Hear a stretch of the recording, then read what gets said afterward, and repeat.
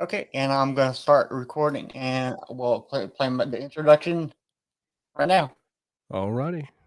Bedroom Getaway is a solo artist from Gilbert, South Carolina.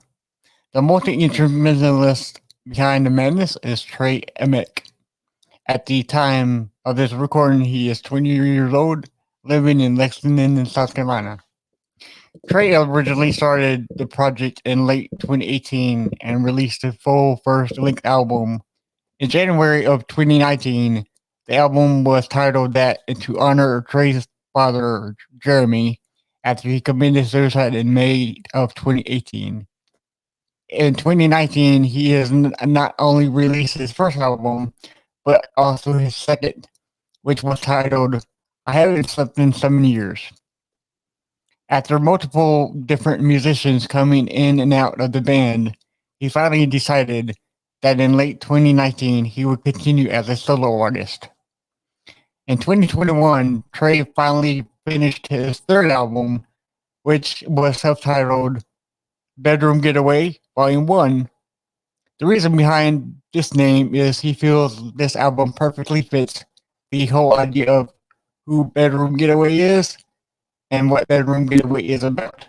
Ladies and gentlemen, Trey Amick. Hey Trey, how are you doing today, sir? Doing good, man. How are you?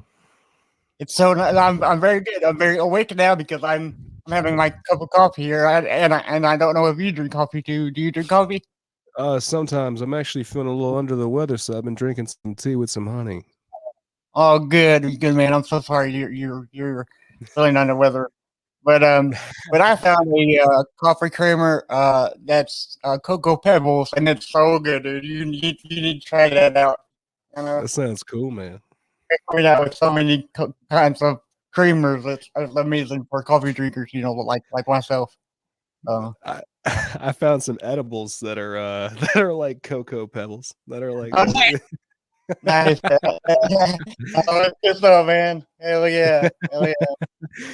But so let's start on how first of all we met. So if you're familiar, we are with Tinder, which sucks because I'm on it and I never get any responses back. But but there's a like Tinder app on your phone that's called a Vamper. Am I saying that right? Or is Is it it Vampire? you know what's funny? I don't really know, but that sounds about right. Vamper, yeah. Yeah, yeah. For anybody who is good with good with acronym, it's spelled VAMPR. Is it? I don't know. I always like the word vampire because it sounds you know kind of weird and everything. But vampire is a good pronunciation too. But I think that you got in contact with us. Is that correct? Correct. Yeah, yeah. I saw you guys had a podcast going on. I said, man, I would love to be on a podcast. I said I would love to just talk about some stuff, man. Yeah. Cool. So hopefully we can do that for you today. And oh, I I also noticed that I live 20 minutes away from Lexington, South Carolina. That's awesome. That's cool, man. I dig it. Yeah, yeah. Um, I also noticed that you have a album release party next week. I thought it was this past week, but I Oh, read wrong it's and it's next week. Yeah. oh yeah, it's this Friday, man. We're really excited about it, man. You know, I used to love playing shows, but for a while, I was just like, oh, I gotta play shows. Oh, I hate recording. I just love playing shows. But then whenever the pandemic happened, I was sort of forced into this whole thing where it's like, okay, you have to just record. You can't play shows. It's just gonna have to be that way for a while. Right. And after a while, like I think like a couple months into the fucking pandemic, I was just like, man, I was like, I think I enjoy recording more than I like performing. So the fact that I even did this party or even planned it is like a miracle because I really did not want to go do stuff in front of people. I don't have stage fright. I love seeing people. I love interacting with people, but it's just the fact that like I'm so small. I'm so small and insignificant that you know going to a show actually it actually loses me money sometimes. Like I remember like this one time I did a show in Myrtle Beach. I was like, oh my God, we're going out of town. We're gonna go to Myrtle Beach. Hell yeah. Like we went to this place called okay, I'm not gonna say the name just because I don't want to ruin the reputation. Yeah, yeah. But either way, like it was bad. It was bad. It was so bad. I think we drove like 3.5 hours, I think, to go there. And it was just me and my drummer. And we were just like, you know what, man, even if the show isn't that good, we're still gonna go to the beach after we're done and go walk down the shore. You know, I've always wanted to do that. I've always wanted to go play a show at the beach, and then after we're done, just go walk on the beach. Well, when we were done, we had both made $5 each. What? $5? We both had to put it right back into our gas tank and go home. So we literally played a show for 6 people, got paid, and we're just like, whoa, we actually got a little bit of money. And the place is like, hang on, that's our cut. This is yours. Here's $10. I was like, okay, that's cool. But this is like 2019. So this is like when we like just started. This is like when we had just released the first album and we had not even thought of a second album yet. And we were just like, well, hell with it. Maybe it'll work. Maybe it won't. Either way, we're gonna go to the beach. But I remember like that night just could not keep going worse. And that's what started my whole thing where I was just like, you know what, dude, hell with playing shows. Like I was just like, I just don't. Well, I'd rather be a recording artist than go do shows. But now that this whole COVID thing starting to slow down in America, and we're starting to have vaccines and people aren't wearing masks and we're going out and doing shows again, I'm sitting there going like, maybe I'll just do like a show here and there, and maybe that'll do something. I don't know. I can't predict the future. I hope something works. I want it to work, but it's like shows are just aggravating right now. Yeah, it's just recording is so much easier because I only need to be there. Only I need to be there. Right. Right. Yeah. It seems like places that to let in take most of the cut and leave you with nothing, just like you said. And I mean, they gotta realize that the artist has to live their life too. So $10 ain't going to get anybody anywhere. Maybe like maybe like a gas station snacks or something, but that's it. Yeah, man. Yeah, it was horrible. It was horrible. But but what's funny about it is that every time I tell that story, I laugh. So it's like, even though it was like a really bad experience, I still laugh at it sometimes. I'm just kind of like, man, what were we doing? What are we still doing today? Like what's going on? Why am I still doing this? No one gives a shit. No one cares about me. No one listens to my music. Why do I keep doing it? And it's because I love it. Really, that's all it is. I once went to a healer down this place around the Triangle City. Right. Lovely person. And we were doing tarot card readings. I'm a very spiritual person. I love tarot cards. I love crystals, stones. I love herbs and shit like that. Yeah. I'm a big fan of spirituality. I'm a big follower of it. And I love it because anybody can get into it. It doesn't discriminate anybody. And he was always like, when he pulls out the cards and he goes like, you need to stop worrying about trying to be big, trying to make all this money. Start worrying about being great. And I said, okay, like as a kid, you hear that and you go, well, hell, I'd like to have some money. I'd like to have some fame. But as the days went on after that card reading, I just remember sitting there going like, you know what? Fuck these people, man. Like I was like, I don't care about getting views or getting money or going places and shit like that.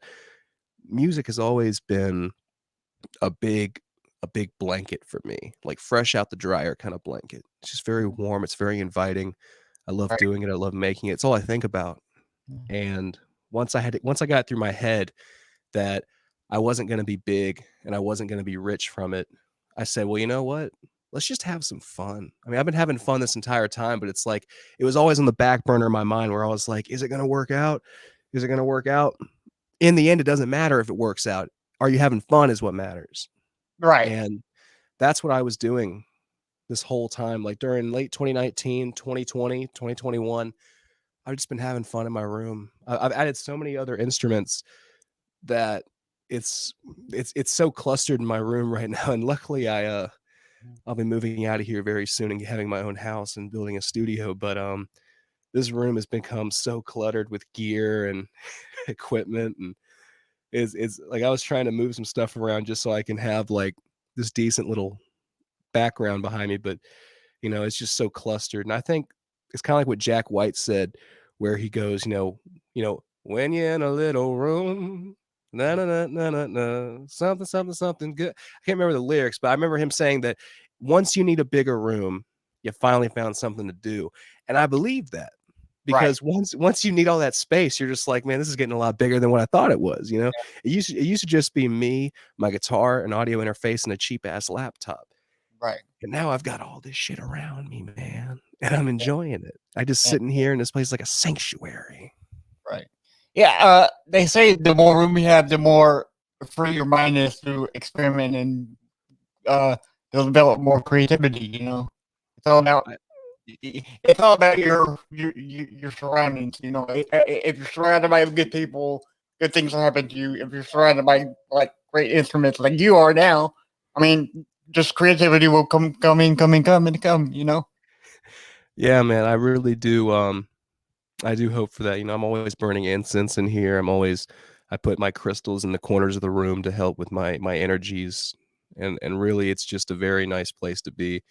Um, I really just wanted to make my room the most comfortable, most creative place possible. Um, and obviously, I'll have to do that to an entire house very soon here. So that's gonna be fun. I think what's kind of weird is that, whenever I made the name Bedroom Getaway, I always assumed I was going to be in my bedroom for my entire life. But now that I'm moving out, it's like I wonder if I can even keep that name. And honestly, I'm gonna keep it because it's that name still means a lot to me. Right. Right. And people always ask me like, "What does it mean? What does it mean? What does it mean to you? Like, what does it mean to you?" Because it means something different to everybody. I've had people come up to me and be like, "Is it a sexual thing? Is it a drug thing? Is it a depression thing?" My Yeah. thing is like, what is it to you? I'm not going to tell you what to think. I don't want to tell people what to think. I hate telling people what to do because I hate being told what to do. I always Right. hated being told what to do. Being told what to do sucks. That's why I hate my No. job. That's why that's why I hate Right. the police. I just And everything, right? Yeah. Yeah. I don't hate. I guess I can't, I don't hate my job. I don't hate the police. I don't want to use that word. I don't like using the word hate. I don't like to be a hateful person. I've tried to change the way I feel about things and be a lot more at peace with life. And I try not to use the word hate, but I strongly dislike my job.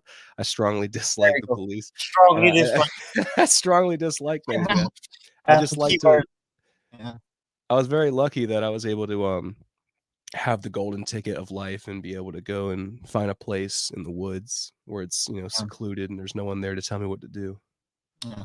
That's exactly what my friend thought because, well, he lives out in like Camden, out in the woods, and it's like I don't like people. I just here with my parents and no one can, but no one will bother me, and I don't bother them. I just stay home and play my PS4, and then I'm like, hell yeah, man, that's so good. And, Yeah, man. he's a good dude, very, very, very good dude. That's So, awesome. you're going to New Brooklyn Tavern this Friday, July 16th at 7 Oh, yes. p.m. Cover charge is $8 for anybody who wants to get in. I've been to the New Brooklyn Tavern a long time ago, and it wasn't the very most pleasant place, but because the walls were coming down and the ceiling was it's just a great little place to to enjoy concerts with. Yeah, man. And see what's weird about it is that I loved it because it had that. I loved it Right. because there was all these stickers and writing on the wall. I loved it because it looked like a fucking it was a dive. It was a Yeah. dive bar. And that's what gave it so much character. And you see what happened is that during 2020, when the whole fucking world went to shit and still is going to shit. I mean, the world's been going through shit, but this is worse. And I remember going in there after I'd left a rehearsal at Seaboard Recording. Shout out to my friend Chris. I love Chris. Chris helped me produce my first and second album at his Nice. studio, Oh, and he is absolutely one of the greatest human beings that has ever walked on the face of the earth. Love you, Chris. But like for real though, man, like we walked in there and the whole place had been redone, and I'm sitting there going like, what the hell? I was like, all the signatures from these local bands and some of these bigger bands had been washed away and what? painted over. They painted over the walls and like they made the floors better, and they made the walls. Here's the thing: they really just made the bar nicer. I'm not going to hate on New Brooklyn Tavern. I love that place. That place gave me a place to play when no one else would. Right. But whenever they took all the writing and all the shit off the walls, it's almost like it lost its character. It's almost kind of like it's like watching a teenager go out of that phase of grunge and metal and started being like a responsible adult. And sadly, that's what they had to do, because when they didn't have shows, all they had was alcohol and their delicious ass food they have over there. And that's what they had to do. Right. Shows weren't happening. So they're just like, well, hell, if no shows are happening, then let's just go ahead and redecorate this whole place. And, I was like, damn, because I had signed the wall. A bunch of friends of mine who were no longer around had signed the wall, and it sucked. But at the same time, I get why they did it. I support them wholeheartedly. I love them. I cherish that place with everything I have. It's one day my dream to sell the place out. But this Friday, I have some amazing people playing with me, because I know these people. I was going to ask about it because you have Clover Kid Tunes playing bass for you, right? Oh, dude, Clover Kid is absolutely amazing. He is probably one of the most real people that I've ever met. And the reason I say that is because he's always been real with me. I don't know how he is with other people. I'm sure he's good at everybody else, but he's real with me. And that's something that I need in my life, is someone that's real, not someone that's going to be a fucking yes man all the time. Right. He's there, he's present, and he's determined, and he's eager, and he's also ambitious. I mean, this guy was there with me while I was making it. He was there with me while I was, being like, I don't know if I even want to put it out. And he goes, no, put it out. Like, do Me and it. him have hung out. Yeah, right. Me and him have hung out and done so much stuff together. I don't think a week goes by where we don't see each other, like maybe like 3 or 4 times in the week. We're really attached to each other. We're best friends. And my friend who's our drummer, Beckham, he's probably one of the greatest people that's been around. I love that guy to death. He's always had my back. He's always been there for me. That's one thing you really need to have in a band, is you don't need to have coworkers. You need to have friends, Yeah. And for a while I didn't have that. For a while I just had coworkers, you know. Right. But see, what sucks about that is that once the band practice is over, you don't see or hear from those people again. And I said, I hate that, because there's all these bands out there that are being like, oh, dude, the people in my band are my family. The people in my band are my best friends. And for a long time, I didn't have that. I Right. didn't have that love. I didn't have that support. I mean, they were there to play, and they were there to make things work. But whenever things didn't work, it was like they were just like, well, fuck this, like. And I was like, okay, fine, go Mhm. ahead, leave, do your thing. But these two people that I play with now, I feel amazing with. Whenever we're like we were in the same room rehearsing for the show, and everything just felt right. Everything felt like the energies were there. It felt like there was just this overall, you know, glowing aura around all of our persons, of just nothing but positivity and creation. And that's when I knew. I said, this is it. I said, this is going to be a great show. I said, even if only 6 people show up, we're going to play a hell of a show. You know, it's going to be Right. good. I love these people that I play with. You know, um, Bleeding Trees, Cutlass, Parole Model. I've never met Parole Model personally, but whenever I do meet them, I'd love to talk to them. I'd love to get to know who they are, because I they were suggested to me by Bleeding Trees, and those guys are chill as well. They they actually work at this music store that I went to as a kid, and I still go to as an adult. I really vibe with those guys. And I actually went over to Cutlass's house, and me and him had like a little jam session. His kids were upstairs, watching cartoons, and we were down in his little basement. I was playing drums, he was playing guitar. Every once in a while we'd swap off, and we just had like a jam session. And it was probably one of the most fun things I ever did. And he's just such a very chill guy. And the way I met Cutlass was really cool, because the way I met him is I used to work at a pizza place called Pizza Cavacci. It's in Lexington, South Carolina. Um, Amazing place. I worked there on and off for a couple years, I think 3, on and off. And I remember him walking in there, and he would always mess with me. He'd always be like, "Oh, can I get a side of marijuana instead of marinara?"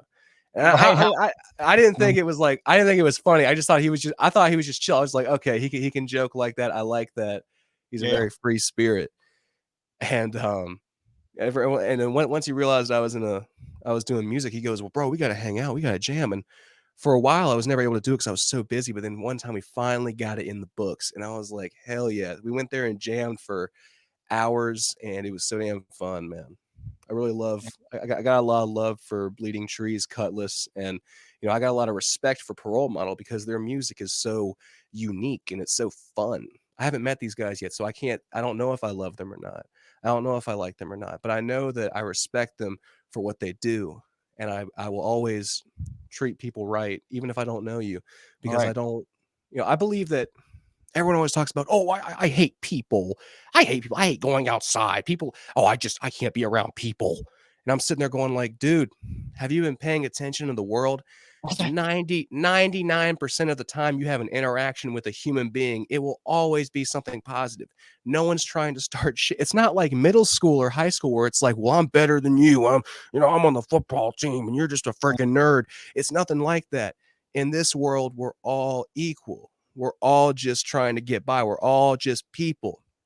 And it doesn't matter where you go. People will treat you with respect if you treat them with respect. And if they don't, they're probably having a bad day. They're probably having a weird off day. Or maybe they're just like that. But either way, that's still 99% of the time you're having a good interaction, Right. Yeah. Yeah. Yeah. For real, man. Going back to what you said about Clover Kid and you making magic together with your music.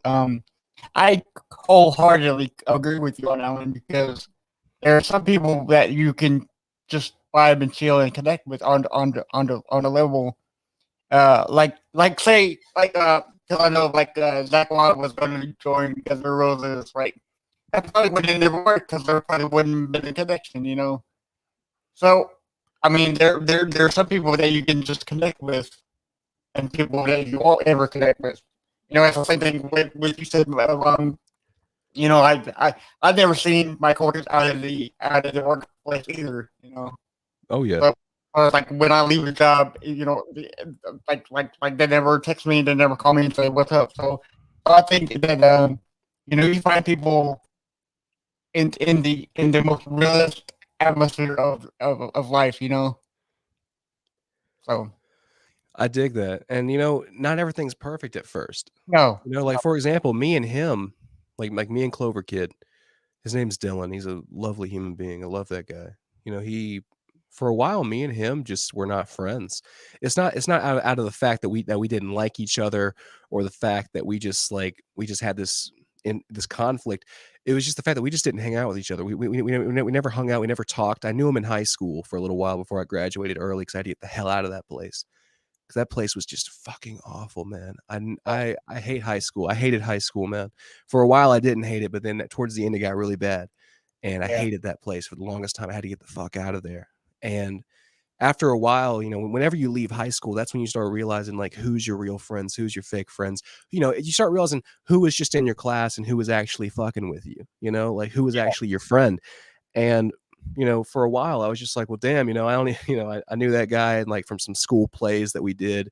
I knew him from theater, and I knew that he was, a big fan of like a lot of these groups that I was fans of, but we just never really connected. And then it was really after the death of one of our friends that we really had come together, and we're just like, we gotta, we gotta hang out more, and we gotta be around each other. We don't know how long we got on this earth. And what turned from this whole sympathy and sadness, it turned into like this great connection where I was just like, dude, I can't even see myself not talking to this person every day and hanging right. out every other week. I really do love that guy, man. That guy's a big supporter of mine. The guy's a really good friend, and I couldn't imagine a life without him. Cool, cool. Yeah, yeah. There's you know like I said, like I heard before like you'll meet people for a season of your life, and you'll meet people for the rest of your life. You know, Oh yeah. and like the season people will come and go, but the life is there for you forever. You know, Yeah. and I met some of those, and I met seasoned people. You know, that just a matter of music, you know. So that's awesome. That's awesome. Um, so let's get down to the nitty gritty. As we read in the intro, your dad took his life in 2019, which I'm so sorry. 2018. 2018, I'm sorry. Good. Um, so did you turn to music for answers, or was it like a way you had to clear your mind of things and just get out of that realm of okay, well, you know, When before my dad passed away, he was the all-time biggest fan of me. You know, I didn't have any music out. This is like, what's sad is that whenever I did have music out, he was gone. Like I said, the album came out in 2019, the very first album. He was gone in 2018. right, So, you know, I turn to music for everything. I turn to it when I'm happy, when I'm sad, when I'm angry, when I'm, just in any kind of mood, I just turn to it because it's my favorite thing in the world. And, you know, I he really was the biggest supporter of mine. He wasn't a perfect human being. He had his flaws. We all have our flaws. right. But whenever it came to my music, he was always there. He was always supportive. He was always, I remember one time I was in this little high school band called Soliloquy, which means, kind of like a theatrical monologue. And we didn't have a place to rehearse. And I was like, I don't know where the hell I'm going to go. I don't have a place to rehearse. We were trying to be a band.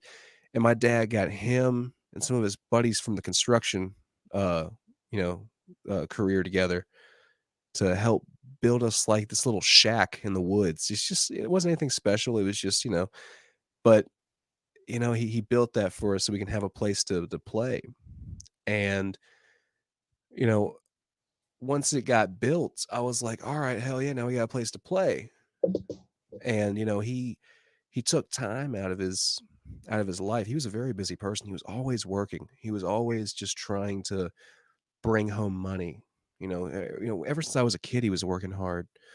And I think he worked so damn hard up until the time he died. It was almost like I don't know how he would be stopped. There were times where I wouldn't see him for days or maybe like a week at a time. And then one day he would just come home and just sleep for the entire day. And I'd be like, what the hell? And my mom would be like, don't be loud upstairs because your dad's sleeping. And he would be sleeping from like 4 in the morning till like 6 o'clock at night whenever dinner was ready. He would come down, eat dinner, and then go upstairs and go right back to sleep. Oh no, dude, you must have tired yourself out like all the time, and He was just he just had so much going on in his head. It's almost as if he just felt like he couldn't stop, you know? okay, yeah, Whenever we would go on vacation, he would put his phone on do not disturb because he knew that there were so many people depending on him and wanting him to help them that he had to take a big step and just be like, I'm gonna make it where no one can call me or talk to me or contact me, because he knew that if someone did call him and ask him for something, he would do it. There were a couple times where he left us on vacation to go do work, and that did suck. That did suck growing up, seeing your dad leave the fucking beach so he can go do stuff with siding and housing and stuff like that. And I never forgot that. But I knew that the reason he was doing it was so that way, me and my mom could have nice things. yeah, And he really did try to give me absolutely everything I wanted. I never had to. We never went hungry. We never got cold. We never got too hot. We always had shelter. And it wasn't only my dad, it was also my mom. But it's like, these people both worked so damn hard just so I could have the basic necessities. But they worked so damn hard that we also had extra stuff. And that's where my guitar lessons came from. He got me guitar lessons. When I was in 4th grade, I started playing guitar. And the biggest part of it was really because of my uncle. My uncle was huge into music. He still is. He's not in a band anymore, but he's moved on. He does great things with his life. I remember I used to pick up his guitar and I used to try and play it, and he would take it from me and be like, since you can't play it, I don't want you touching it. all right, okay, yeah, yeah. And ever since that day, I was like, well, I'm going to learn how to fucking play the shit out of this thing. Yeah. Yeah. And eventually I did learn enough where he would actually let me play his guitars, and he actually let me borrow a guitar one time. I remember one of the coolest guitars he ever let me borrow was a Studio Les Paul, Mm, and I had never played a Gibson before. I've had an Epiphone. I still have the Epiphone. right. I have Fender, Ibanez. My all-time favorite guitar right now is my Dan Electro 1964. I have it right next to me. It's one of my favorite guitars. It's the only guitar I really used on the album, besides my Recording King acoustic, which is around here somewhere. But when I was a kid, I only had one guitar that I won in a raffle down at Jillian's in the Vista, and Yeah, now I have like, yes, I've and been now I there. ha- and now I have like close to 20 guitars. Nice. Yeah, yeah. Okay, so let me ask you about Gibson since you said you have some. What is it about Gibson guitar, or more importantly, Les Pauls that are make them so heavy, man? Say it again. What is it about Les Paul guitars that makes them so heavy? Because I tried to play one of those. And those things are too heavy for me to, I'm like, I can't. I need to sit down and play this one. It's really It- it- it's is it really just gotta be wood? it's gotta be the wood they use because their tone is impeccable. Right. I keep hearing people say that like the best guitar ever made was is by Gibson. All the best guitars ever made are by Gibson. But really, I mean, Uh, I don't know about an objective standpoint. I know it's more of a subjective standpoint yeah. because in my mind, I can make anything sound like anything. If I want my guitar to sound better, I can make it sound better. It's all about the musician, but I feel like people who are just like, who are just like, bro, I got this Les Paul and it makes me sound so much better. It's like, Yeah. some people believe that. Oh yeah. Like for Yeah. example, there's so many people that hate on Dan Electro. People hate Dan Electro. Some people love it. Some people hate them. Some people say, "Oh, all the Dan Electro guitars, they look like shit. They sound like shit." I can make some good stuff out that Dan Electro. Now, of course, that's in my opinion. Someone might be like, "Oh, Trey, I listened to that album with where you use that Dan Electro. It sounds like hot garbage." To me, I think it sounds freaking wavy and psychedelic, man.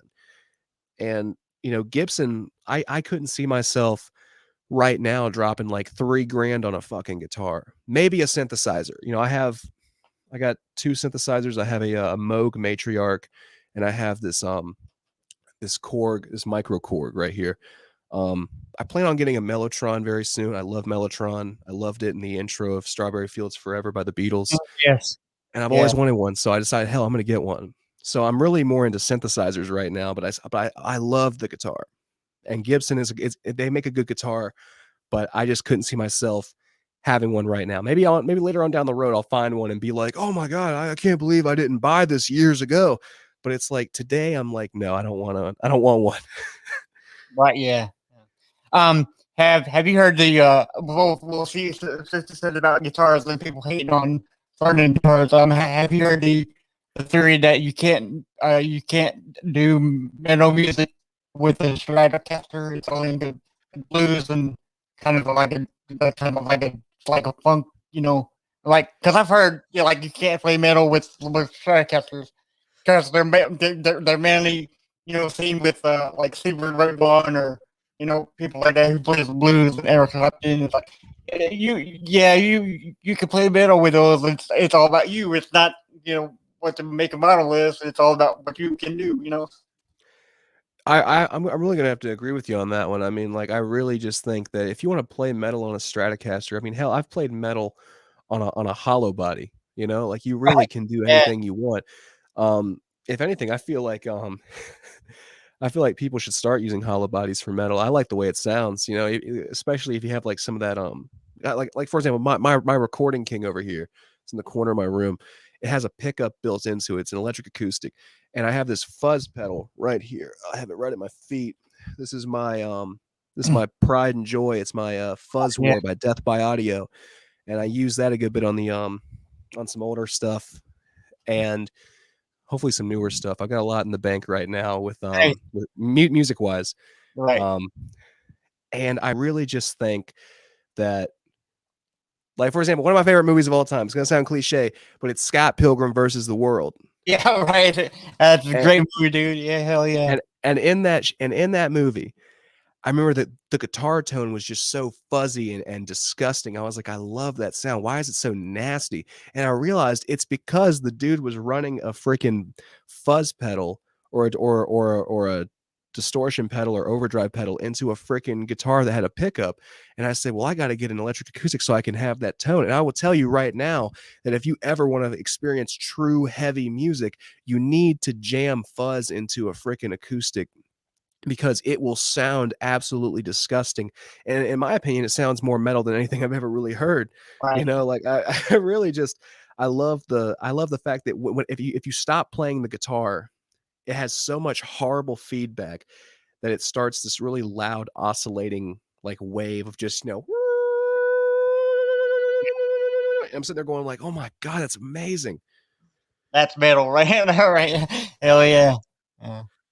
I love it, man. I feel like people just are trying to gatekeep too much, where they're just like, you can't play metal on that. You can't play that. You can do whatever the hell you want. Stop listening to other people. It's like when people go like whenever I started playing drums or something like that, people were like, no, you gotta do it like this. And I'm like, how about I just do it how I feel comfortable and you just shut the hell up? Like Yeah. I understand like like rudimentary stuff or like technical stuff. I get that. Yeah, you have to do things, but like it's like the way you hold things, the way you play things. You don't have to listen to anybody. Play how you feel comfortable and do what you want with your life. It doesn't really fucking matter as long as you're having fun. Right. Yeah, that's all that All I, matters. exactly. It's all I ever think about is having fun. If music wasn't fun for me, I wouldn't have done it. I would have just easily just moved on to something else. Like for example, video games. I used to be a huge fan of video games. I still play. Like recently, I've been playing a Master Chief Collection because they have Combat Evolved, and that was the Halo that I grew up with. So I fucking play Combat Evolved all day. The Magnum is the Hey, OPest pistol in the world. right. Yeah, the Halo 3 was my Halo of all time because my best friend who passed away some years ago, I think in 2005. Me and he played it like constantly. I used to come over to his house. He used to come over my Halo 3. Yeah, we enjoyed it to the fullest extent. So I know exactly what you mean, you know. That's actually Clover Kid's favorite Halo too, because me and Halo him will 3, play. And yeah, he'll always be like, "I love the Halo 3 maps, man." And I'll be like, yeah, "Yeah, man." I mean, I liked Halo 3 because they introduced a lot better customization yeah. to the Spartans. They did, they did. So many good helmets. So since you've mentioned Beatles, Strawberry Fields Forever, um, and I don't know if you collect vinyl records, but I've been collecting them. Okay, nice. But I've been collecting them for like a year and a half. And this right It's here so is fun. my pride and joy right here. It's the Black Sabbath, Heaven and Hell. Man, I've been Hell looking yeah. for that record forever and a day. So since you said you collect the vinyls, which one is your favorite vinyl record as of right now? You know what's funny is I actually have my vinyl sitting right next to me, so Oh, I'll be able to nice. show you Yes, exactly which one. I'll dude, show I you. love vinyl so much. I mean, you know. It's this one. This one. Okay, This is Manipulator by Ty Segall. And here's the okay. back. Here's the back of it. It has like the title and stuff. Oh, nice. Yeah. That vinyl has some of my absolute favorite songs on it. For example, like the biggest song on there that I love is called "Feel," Right. and it's like I remember whenever I was starting to get into the music scene, I said to myself, "Man, if there's one song I want to play live, it's Feel." You know, Mm, it's just the drums were so freaking crazy, and like they had like this amazing long solo in it. And like what's crazy about it is that like that song is it's not very long, but like for what it is, it has a lot of evolution throughout the entire song. It has so many dynamics, and you know, it has great dynamics. I mean, and I that's what really got me into the entire album. You know, like I love Mac DeMarco, I love King Gizzard and the Lizard Wizard, I love the OCs, mm, I love the Murlocs. I love Babe Rainbow. I don't have any of their vinyl. That's because it keeps selling out because everyone loves them now. right. I remember whenever I got into Babe Rainbow, they only had like what, like maybe 200,000 listeners, and like you know, at first I was like, man, they're really big, but now they have close to a million. Yeah, So it's kind of just like you know, that's I'm a little bigger, you know. It's like, yeah, yeah. So okay, so let's talk about your albums. So I hear shades of punk and rock and roll in your albums. Um, with your new album, Bedroom Getaway Volume One, being more like a melancholy feel good album. Um, did you also have inspiration from punk music as well? Or like what was right now? say again. What was What what was your what was your inspiration for these 3 albums that you have? Did you have inspirations for like different inspirations for each album? Oh yeah, yeah. I like to. I take a lot of pride in the fact that all 3 of my albums don't sound like one another. Right. And I that's love the fact that each album almost has like a different personality, and the whole inspiration behind that actually came from Ty Segall. okay. Because if you're a listener of Ty Segall, hopefully you're watching this, hopefully you're hearing about this. But Ty Segall, almost every single one of his albums has a different genre, a different sound to it, but it also has like little tiny remnants of like what he actually might sound like. Because that's the one thing that like everyone always talks about. They're always like, "Yo, man," like for example, System of a Down. If you listen to System of a Down and you hear something that sounds like System of a Down, you could be like, "Man, that reminds me of System of a Down." Right. But you see, with Ty Segall, you can say that sounds like Ty Segall, but it's like, okay, but like, yeah, it'd be like, oh, it's like if you listen to like a punk song, you'd be like, oh man, dude, that sounds like Ty Segall. It's like, yeah, maybe like emotional mugger kind of area, you know, or like maybe like what was a good one that he had? I hate that I'm blanking because I have all of his records and I don't want to seem like a poser. But like, but either way, it's like, yeah, man. So like, really, my inspiration is simply just getting things off my chest and just detoxing. Almost every single album, I'm always just trying to get rid of something out of my head. I don't express myself very good emotionally. I really have always had a problem expressing how I feel and telling people how I feel and being accurate with it. My music has always been a way for me to get those thoughts out in a more creative and I guess more of a positive outlet. You know, it's better to create a sad album and just move on than live a sad existence and just kill yourself. Yeah. And for a while, I was there. For a while, I was suicidal, man. For many years, I was. You know, people always talk about like, man, you gotta let go of the past, realize the future Yeah, isn't but it's promised, hard. and you gotta live for today. I didn't know what the hell that felt like Yeah, but it's so until I hard. was. Yeah, but it's so hard to let go of the past because that's all you know. You know, I mean, who knows what the future holds? As of right now, I know what the past has held for me. You know, and I'm Oh sure yeah. you're the same way. You know. One thing I really had to learn was that the past is just memories, man. The past doesn't define you as a person. Right. It's what you do from that point on. I've made a lot of stupid, dumb decisions with my life. I feel like we all have. No one is perfect. No one can cast stones. But whenever I look back, I think to myself, am I that person? Am I still that person? Am I the person that did all this and said all this? And the answer is no. No, we are constantly changing and evolving as people. And if you choose to define yourself by your past, then it almost just seems hopeless. It's like, come on, man. You have to realize that you're a human being. You're going to make mistakes. Making a mistake doesn't make you a bad person. It just means you made a bad decision.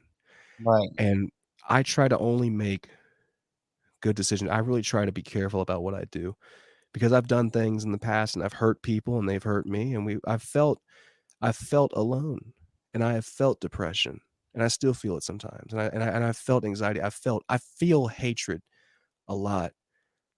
It's really hard to feel love when the whole world just wants to make you feel hated. That's why I love the people I have in my life now because they make me feel like I'm special. They Right. make me feel like I'm loved. Now, that being said, you don't have to be special and you don't have to do anything special to be loved. But it's the fact that those people made me feel that way, which makes me feel better about myself. Nice. Nice. I'm so glad you said that because yeah, because I feel the same way too. You know. But I do love the fact that all your albums sound different from one another because it tells me that you're a fan of the genre of music. You know, you just don't settle for one or the other genre. It's Uh, impossible to settle. I tell you what, man, because back in high school, nothing but Metallica for this guy right here. You know, Yeah, man. but see, as I grew up and start, okay, well, this is kind of cool. Y'all right there, I like this one. my taste in music got more um broad. I started Oh listening yeah. to this one and the country music. I love country music now. Because for a long time I didn't like country music. I thought it was about like girlfriend leaving me and dog running away. Fancy stuff. But but it's something to be held that for somebody that listens to all music, their minds are so open to anything and all possibilities. I really just I hate the idea of being that guy where it's like you heard one, you heard them all, you know? Yeah. And there's a couple of bands that are pretty mainstream that like if you listen to one of their songs, you really have heard them all. And Right. like for example, one of the many bands that I feel that way about is Coldplay. What's funny is that a lot of my friends are like diehard Coldplay fans. Like if Coldplay came to the Colonial Life Arena, everyone would be like, "We gotta go see Coldplay." But for me, I'd be like, "I don't know. I feel like being happy." Like I feel it's Yeah. it's it, it's really hard to like listen to. It's really hard to be like, "Oh man, the new Coldplay album came out," and I'm sitting there going like, "I wonder what they're crying about this time." Right.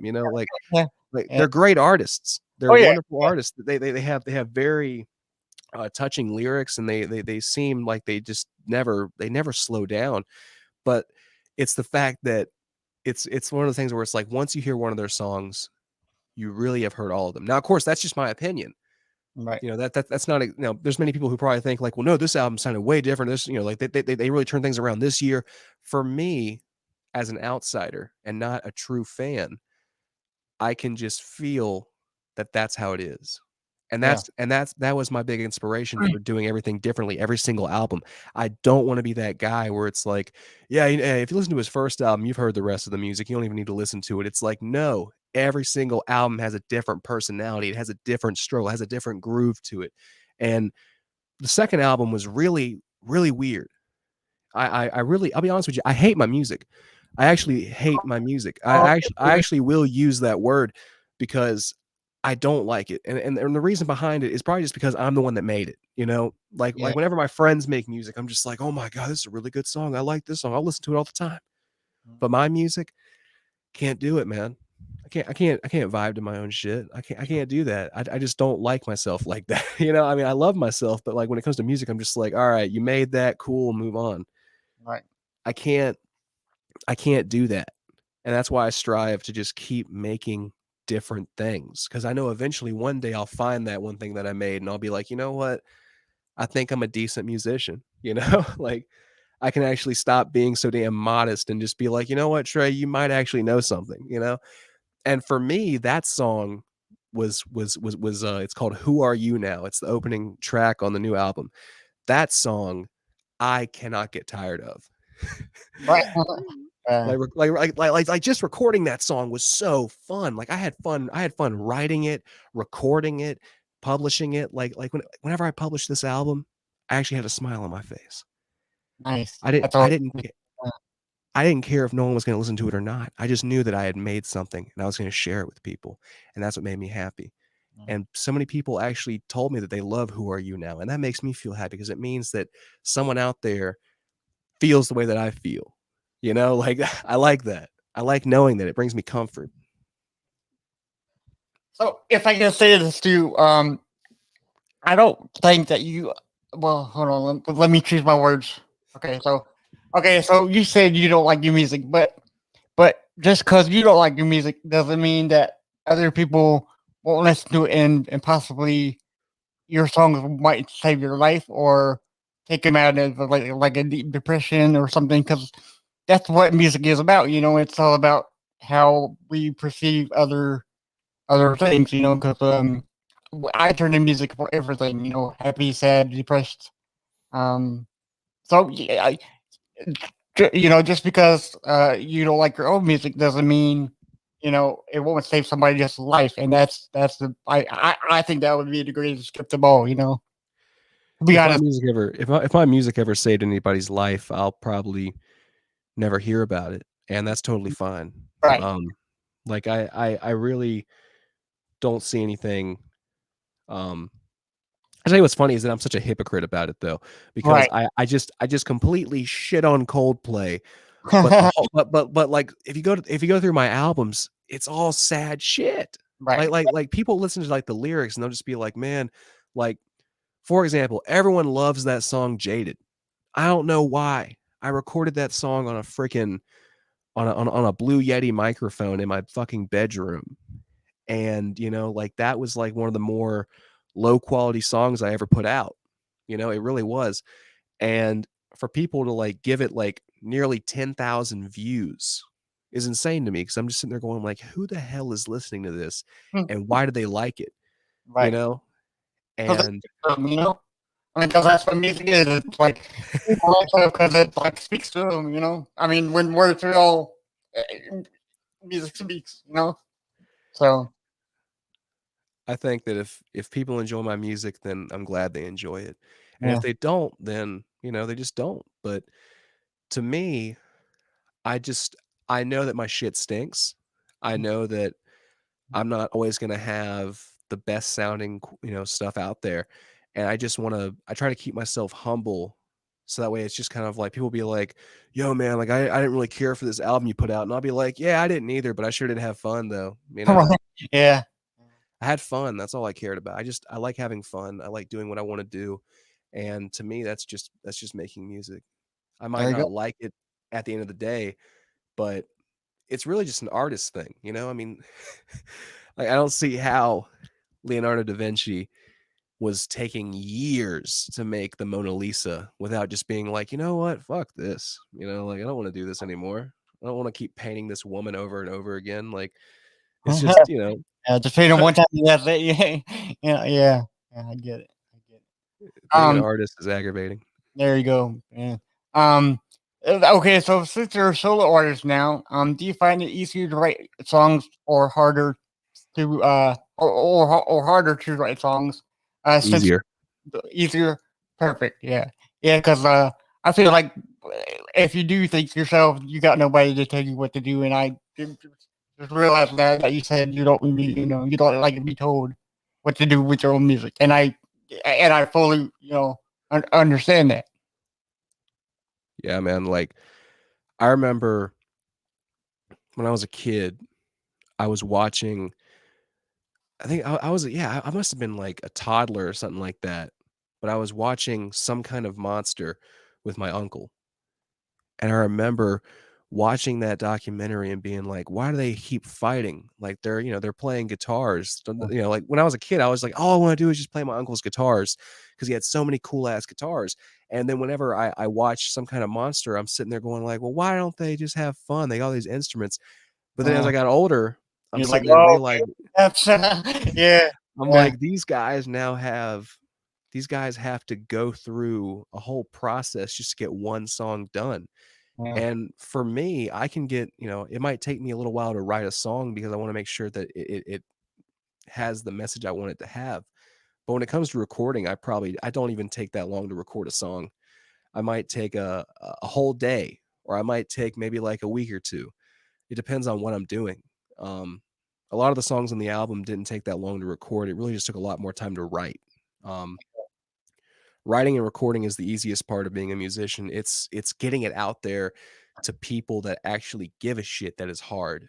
right, yeah, Um, uh, like I remember, like I heard this on Joe Rogan when they were. I think he was talking to Duncan Trussell, but he was talking about how it's easier to be, you know, a brain surgeon than it is to be a musician. And at first I was like, "What? What are you talking about? That sounds ridiculous." You know, like, you know, yeah, it's brain surgery, you know? But what he was talking about is that if you want to be a brain surgeon, there's a path that you go down that millions of other brain surgeons have gone down to become a brain surgeon. But when it comes to musicians, it's all there's kinds of ways. so many exactly, there's all kinds of ways. You could easily just get lucky or and have the algorithm work your way, and all of a sudden you've got all these listeners and all these people that are buying your shit. Or you could have had like a family member who works at an A&R for a label that just happens to love you and just wants to be like, oh, you know, I'm gonna pitch this to Atlantic, I find the same thing, right? Atlantic, and You know, I'm sitting there going like, there's so many paths to take as a musician, yet none of them actually lead to success. You know, and the question that a lot of musicians have to ask themselves is, what is success to you? And Right. to be Yeah. honest with you, as I manifest success in my career, and as I manifest to have happiness in my life, it always changes what success means to me. And right now, success to me would be selling out the New Brooklyn Tavern. Nice. Yeah. I'd love to sell out that place. There's no better feeling than going to a local place that raised you Right. and Yes. having everyone be there and just love you. You know, there's no better feeling. I've never sold out any place. I've never sold out anything. I don't think I've ever had more than 100 people at a show. There was one time I thought I did. I didn't count the people, but damn, that place was packed. Like Hectic. Yeah. it was so packed that I was upset because I know so many people came to that show that I literally said to myself, it's going to be so hard to keep doing this because this is the show that is going to completely take the cake. Because once you have a show where people actually show up, you're sitting there going like, man, if only this could happen every single show. And Yeah. it doesn't. It doesn't happen every single show. And that's why I was upset. Now, of course, I enjoyed the moment. I had so much fun. I play my freaking guts out every time, no matter who is in the audience.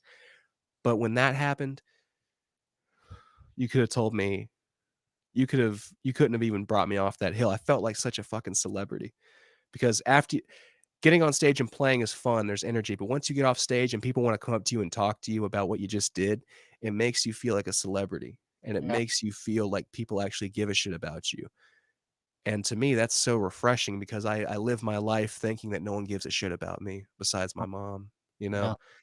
Yeah. And whenever that happened, I said to myself, I'd love to have this happen again. And there were so many times where it did happen again. And I was like, yeah, it's not over. You know, I'm still going to do it. But that was back when I was worried about fame and money. And now all I want to do is I just want to be great. And I then don't care. you gotta have fun in your life, and it seems like you're having a good time, doing what you do, and I'm just trying. creating music, man. Yeah. So, our last question for you today is it's our podcast is called "When the Words Fail, Music Speaks." Can't that can't be further from the truth. So is there a song or a record right now that you can say that when you listen to it, you can't tell, me or your mom or your friends about how it makes you feel inside? No, I can't. I Yeah, really can't. hard. I'm a very it's not because I can't name it. It's the fact that I've never heard a song that I related to. Okay. It's a very strange thing because all my friends would be like, "Dude, when I listen to this song, it's as if the singer's talking about me." And Right, right, I'm yeah, sitting there going like, "No, there's never been anyone besides me that can talk about me." And right, I don't wanna be that egotistical guy where it's like, "Only my music represents me." I'm sure there's a song out there that I just haven't listened to yet that represents me, and I can be like, "Oh my god, it's as if this guy's talking about me." I haven't found that album yet. I haven't found that artist yet. I'm really more into, like, instrumental music, you know? I'm really more into, like, the vibe. Like, for example, there's this band I love called Starfucker, okay, and they released this album called Ambience, or it's just called Ambient, and literally, it's just a bunch of what sounds like analog synthesizers just going crazy, you know? Just doing their thing, and while I don't relate to it, it makes me feel good. You yeah. know, I don't listen to lyrics. People always be like, "Yo, like I love this song," and I'll be like, "But the instruments sound like shit." Like I'll be like, sitting there going like, I'll be like, "Man, the instrumentation is weird," and like I don't like the way it sounds. They'll be like, "Yeah, but bro, listen to the lyrics." Yeah, I'm not a lyric guy. You know, I write lyrics, but I don't. Whenever I listen to a song, I'm not listening to the lyrics. I'm listening to the instrumentation, yeah. It's and the same that's thing what. with me, dude, 'cause, when I was listening to, like, Gwar, they did a, Alice Yeah, Cooper cover, Guar. of, "School's Out," yeah, yeah, and my mom, Yeah, she says, I don't want to listen to that band again. They talk about killing teachers, and then I'm like, I don't. It's about the music, is instruments. It's not about the lyrics. I mean, Alice Cooper created the lyrics like a decade ago. Why are you worried about the lyrics now? I'm like, okay, but little of this, I have like tons of like Guar records and everything. But I feel like it's like people get too uptight about lyrics and what they mean. I'm like, just enjoy it, man. Enjoy the music. Exactly. Um, If you like it, you like it. If you don't, you don't. You know, yes, like, that's the kind of existence I would love to have as a musician. Like, for example, my friend has this band he loves called Hippocampus, right. and the kind of following they have is amazing. It's exactly what I strive for. They have like tens of thousands of followers on their social media. They have so many listeners on Spotify, Apple Music, whatever you listen to. And what I love about them is that you either know them and you love them, or you just don't listen to them. And that's what I love. Right. There's no hatred, there's no negative energy attached to it. It's just the fact that these people are making music, and you either listen to it or you don't listen to it. But if you do listen to it, you love it. You know, like that's the thing. Um, and Guar is crazy, man. Like I Guar mean, is insane. They yeah, have probably like one of the most amazing live shows yes, that I've ever seen. They really just like the music is one thing, but it's like going to a show is a completely different experience, you know? yeah. I have a feeling like if my mom went to a show, she would like, she would like have almost like a heart attack, because Same. but they are so amazing to meet because I met the whole band except for the drummer. Just met, but I met Flatus right before he passed away, and I met Dave Brocky, which is oldest, right before he passed away. And those guys are so sweet. They took me aside and took pictures with me, talked to me for a minute, and then they had to go on stage. But yeah, their concert is so amazing, And I would love to see them again. But the fact that Otis is with him is kind of like a I don't know if I can see him without Otis. It's because he's been there for so long. So I'm not sure about going to see him in live. But if and when the opportunity comes, I just might see him again because I do know I'm Boss Zach. So I do. Him and I are good friends. Yeah, That's awesome, man. I really would like to go to a show, but there's just no one ever comes to South Carolina, man. You always have to go to North Carolina or you gotta go to Georgia to see something, you know? yeah, yeah, yeah. South Carolina has like almost no big. Candlebox is coming to the Senate, but I think that's the only POD and Candlebox is coming to the Senate sometime soon. So I'm thinking about checking out those. But New Brooklyn Tavern has some great artists in the past and upcoming, and you're going to be there this Friday. So I I mean, am. yeah, I'm so excited, man. yes, sir. Yeah, I remember I was like speaking of the New Brooklyn Tavern in 2019. The New Brooklyn Tavern was the amazing hot spot for the birth of my generation's hometown local bands. If you right. were a local band and you were in high school, that was your place to That was go. it. Yeah, But what's funny about it is that I was talking to the lead guy in Bleeding Trees named Jeremy, and I was talking to him. I was like, you know what's crazy? He goes, what's that? I was like, you can tell who wants to be a musician and who wants to go far, but you can also tell who is just kind of doing it to pass the time. Because when these kids got out of high school, they had two choices. They could either go to college and keep doing their music, or they could just go to college and forget about it. Mm. And what sucked is that there were so many great bands that I had the privilege to either share a stage with or just know, and they stopped performing whenever college came. And that's what really separates these people from who's going to go far. I firmly believe that if you just try and you just put effort towards something, you can do whatever you want. It's just all about trying. Don't just think, just do it. And whenever people just give up like that, I mean, they're not giving up. They're making a smart choice. They're saying, you know what? I don't want to have to worry about if I'm gonna, live with my parents for the rest of my life. I went to college. I went for an entire year. I went to Midlands Tech and I learned how to weld. And when I got out, I said, man, I fucking hate welding. I can't stand it. I hate welding. I don't ever want to do it again. And I was lucky enough to know somebody that had an in with another company to get me hired on. So now I have a full-time job that helps me support myself and my hobbies. Right. But I feel lucky to have that because there's so many people that are going to be gone for years at a time trying to get some fucking degree that may or may not get them paid. And to give up on that music, it makes me sad. But at the same time, it's like we live in the wild west of the music industry because there's nothing in South Carolina. We have nothing. That's why these fucking people don't come on. They don't come here during tours because they know there's nothing here. Like the only people that are actually going to come here are people that can either sell out the Senate or they can sell out or they can go to like the Colonial Life Arena Right. because either the place is too small for these big artists or it's too big for these artists. There's not really much of an in between. There's not like really a place where it's like, oh, you're kind of like semi-famous. Yeah, you can go here.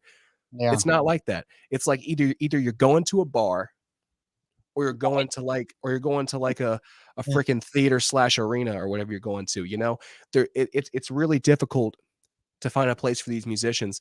And I love the fact that they actually recently built the Ice House Amphitheater down the road from where I'm at. And that place has drawn not only some bigger talent but also some local talent, and it's been so successful. They brought so many people out there. Every band gets so much love when they go out there, and I think it's a good turnaround for South Carolina. Huh. um I need I to I need to check out that place because I didn't know that the ice house like had like concerts and stuff. I know people that moved to Nashville, Tennessee because they knew there was a music scene there. Yeah, Big time. Yeah. and I respect that. Yeah. I respect that and I get that. However, I think about South Carolina like this, all right? There's no music scene, there's no industry, there's no big demand for it over there, you know? You Right. can easily just take a freaking radio out on the lake with you and have a good time, Yeah. you know? Right. It's a state full of aging people, aging, elderly, whatever you wanna call them, and they Yeah. don't care for all that noise. I remember one time I was rehearsing at 3 PM on a Saturday, we got the cops called on us because we were too loud. 1, Uh, that's a compliment. 2, I hated that. right. But but at the same time, okay, so back to what I was saying. The way that I think about South Carolina, it's like a pond. Okay, now South Carolina, if South Carolina is a pond, California is an ocean. Okay, and in the ocean you have whales, and you have sharks, and you have the tiny fish. But in a pond like South Carolina, we're all just tiny fish, just trying to survive. Yeah. There's no one trying to tear anyone down out here. There's no one trying to beat you up or fucking try and ruin your life and be like, oh, well, if we can just get rid of them, we'd have all their fans and like that. There's nothing like that. I don't know what the culture is over there, but I know that it's highly competitive because there's so many bands like that. That California is so huge. Nashville, it's not as big as California, but it's so huge. New York, Chicago, Yeah. um, you know, surprisingly, actually a little bit, Texas. Portland's another big one. I was gonna say Texas, yeah, because Texas has a lot of bands that many people don't believe don't really believe that's there, but Texas is blowing up too. You know.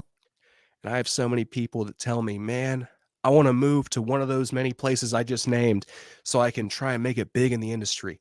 And I'm It's sitting there going possible. like, dude, Yeah. you can do that. You can do that. Yeah. Do whatever you want to go do. But I think that it's easier to become a shark in a pond full of tiny fish than it is to become a shark in an ocean full of whales and bigger sharks. Absolutely. Yeah. And Yeah. that's why I am so determined to make South Carolina my place. I mean, I've always lived here. I've Right. always been here. I've been here for 20 years, almost 21. I'll be 21 in September, man. And I'm excited about it because I'm just finally I'm sick of being treated like a friggin' child. When I was 18 years old, I was able to buy cigarettes. I was able to buy all the nicotine I wanted, and they made it illegal when I was 19 years old. Oh, And I was so yeah. pissed off because I had a nicotine addiction. I still have it. Yeah. Oh, yeah. And I hate being treated like a child. Right. Yeah. Yeah. And now that, I've been here, I'm gonna make this state my sanctuary. I'm gonna make it work. I'm gonna make this work. I'm very determined. I don't plan on stopping anytime soon. I really just love music that much. I don't care if no one listens, if no one follows, if no one likes. I just want to do it. And if it works out, it works out. If not, I got something fun I'm doing, There you go. There you go. Yes, sir. Yeah, So, man. so for all of my listeners, you can contact Bedroom Getaway at bedroomgetaway.bandcamp.com. That's your that's your website, correct? You can buy. You can just hit us up on our Instagram at bedroomgetaway.com. We have our email. I keep saying we, it's only me. I have my email attached to it. We have our I have my Facebook, which is also Bedroom Getaway, our Spotify, App Music, it's all Bedroom Getaway. I make it very easy for you to find me. Nice. I'm Yeah, I'm I'm everywhere. I'm everywhere except for SoundCloud. Are you on TikTok by chance? I've heard TikTok. I actually am on TikTok. I actually post a couple videos on there. My TikTok is Trey Matrix like the movie. Nice. Yeah, And man. for anybody who wants to see you live on this Friday, July 16th, you can go to New Brooklyn Tavern. Cover is $8 and it starts at 7:00 p.m. Correct? Oh yes, sir. We're gonna have some good times, man. So I do want to thank you very much for coming on the show. I love you for making music, and I love you for being patient with us during our 2 month stint. But yeah, man, I really do see great things happening for you. And just keep on making music, man. Keep on having fun. Well, I appreciate you saying that, man. I love you too, man. I really appreciate you letting me come on here and just let me talk shit and let me go off. And I always wanted to be on a podcast, man. Nice. Well, I'm glad we can fulfill that for you too. So Thanks, yeah, brother. yeah. So maybe we'll have you back sometime later down the road. Again, and we'd love for you to come back. Anything's possible, man. Yes, sir. All right. Thank you. Thank you, my friend. All right, bye. That was awesome. Thank you so much again. Yeah, man. That was a good podcast, man. Yes, sir. This thing will come out tomorrow. I do want to put that out tomorrow just to let people know about your show coming up Friday. That'd be amazing. Yeah, dude, I'm gonna edit this uh, this audio, and then I'll let you know what time it comes out tomorrow. It's probably gonna be like about 3:00 tomorrow. It's gonna come out. Sounds good, my friend. Yeah. So keep on keep on doing great stuff, dude. Yes, sir. All right. All right. Thank you, my friend. See you later. Bye. See you, sir.